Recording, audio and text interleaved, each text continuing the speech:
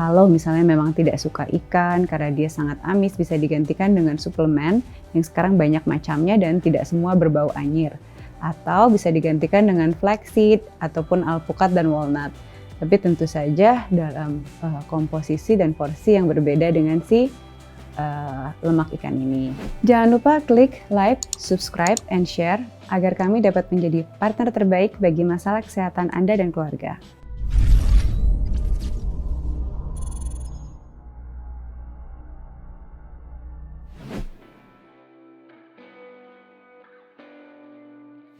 Pada prinsipnya itu terkait juga dengan semua yang kayak asupan, tidak hanya otak aja, tapi juga bagian-bagian lain dari badan kita.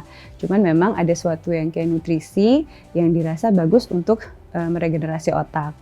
Sebetulnya pada dasarnya kandungannya kurang lebih sama, di mana fase ibu hamil yang harus mengkonsumsi suplemen pada saat terutama trimester pertama, yaitu saat bagian pertumbuhan otak, di mana diharapkan terjadi optimalisasi. Bedanya adalah kalau misalnya pada saat masih dalam janin, pertumbuhan sel itu masih terjadi, sedangkan kalau misalnya di kita sudah tidak ada pertumbuhan lagi, jadi itu lebih hanya sebagai maintenance saja, kurang lebih kasarannya begitu.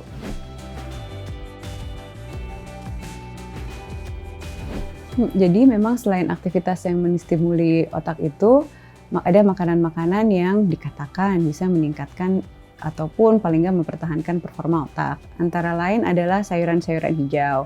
Karena dia kaya akan vitamin K, lutein, asam folat, bisa ditemukan di bayam-bayaman, ataupun kale, ataupun brokoli. Dia salah satunya adalah menghambat penurunan kemampuan dari daya ingat, atau dengan kata lain kepikunan. Selain itu adalah lemak ikan tentu saja, seperti misalnya dari salmon, di mana kandungan omega 3-nya mencegah proses penuaan ataupun pengerucutan pengecilan dari otak.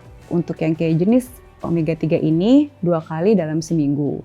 Kalau misalnya memang tidak suka ikan karena dia sangat amis, bisa digantikan dengan suplemen yang sekarang banyak macamnya dan tidak semua berbau anyir. Atau bisa digantikan dengan flaxseed ataupun alpukat dan walnut. Tapi tentu saja dalam komposisi dan porsi yang berbeda dengan si lemak ikan ini. Salah satunya misalnya keseimbangan otak kanan dan otak kiri, di mana kita bisa menulis dengan 2 tangan misalnya, ataupun suatu kegiatan aktivitas keterampilan yang sinkron kanan dan kirinya, ataupun bagian yang lebih ke kognitif ataupun yang kayak pelajaran, itu juga yang kayak seimbang.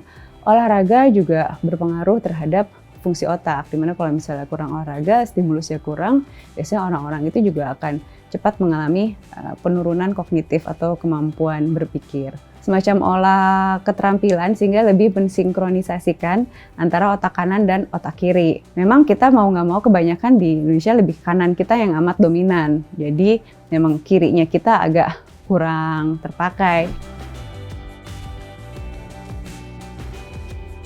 Lebih kepada situasional, apakah otak itu bekerja lamban atau tidak. Kalau misalnya kita kurang optimal, kurang tidur, tentu kinerja kita akan menurun.